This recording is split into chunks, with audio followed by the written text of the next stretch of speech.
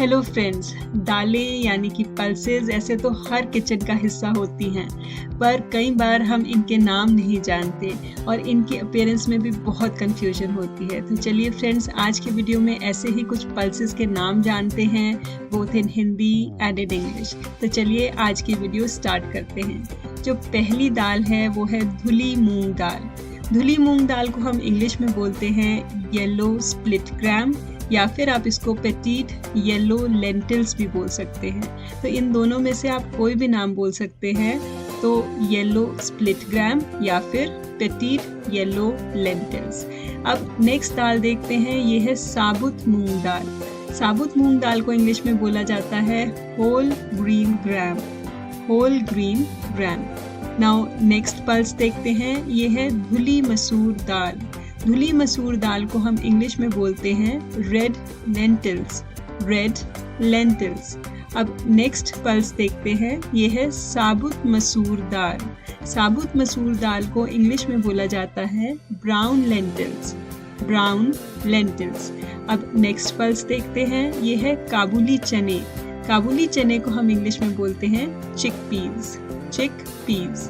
Now next दाल है चना दाल। चना दाल काबुली चने को स्प्लिट करके बनाई जाती है, तो इसलिए इसका नाम पड़ा स्प्लिट चिकपीस, या फिर आप इसे स्प्लिट बंगाल ग्राम भी बोल सकते हैं। तो आप इन दोनों में से कोई भी नाम बोल सकते हैं, स्प्लिट चिकपीस या फिर स्प्लिट बंगाल ग्राम। नाउ नेक्स्ट दाल है उड़द दाल।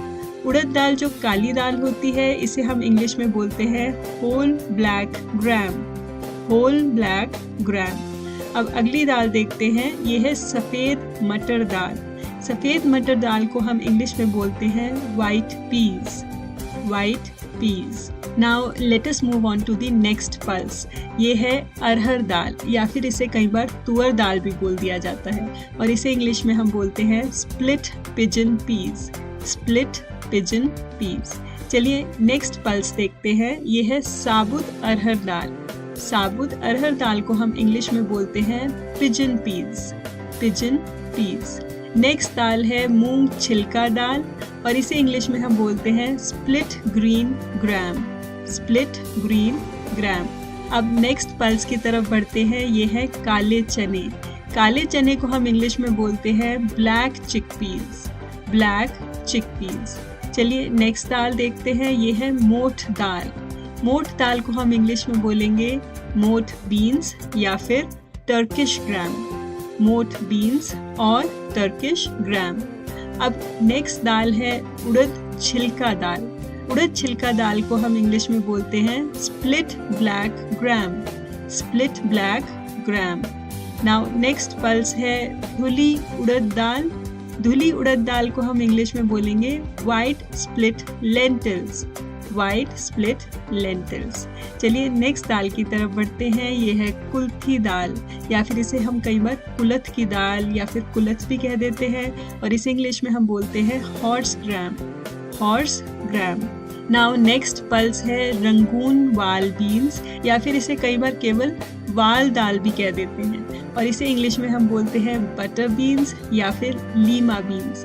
कई बार इसकी प्रोनाउंसिएशन लाइमा बीन्स भी होती है, पर जनरली हम इसे लीमा बीन्स ही बोलते हैं। कई बार इसे ब्रॉड बीन्स का भी नाम दे दिया जाता है, तो आप इसे किसी भी नाम से बुला सकते हैं, either you can say butter beans या फिर लीमा बीन्स। अब जो नेक्स्ट पल्स है वो है राजमा, और राजमा को हम इंग्लिश में बोलते हैं whole red kidney beans, whole red kidney beans. Now next pulse is soybean. Soybean को हम इंग्लिश में बोलते हैं सोयाबीन, सोयाबीन। अब जो नेक्स्ट पल्स है वो कुछ सोयाबीन के जैसे ही लगता है, और इसे हम बोलते हैं लोबिया या फिर रोंगी, और इसे इंग्लिश में बोला जाता है ब्लैक आइड बीन्स या फिर काउ पीस। इसका नाम इसकी अपीयरेंस की वजह से पड़ा है, और ये सोयाबीन से अलग होता है।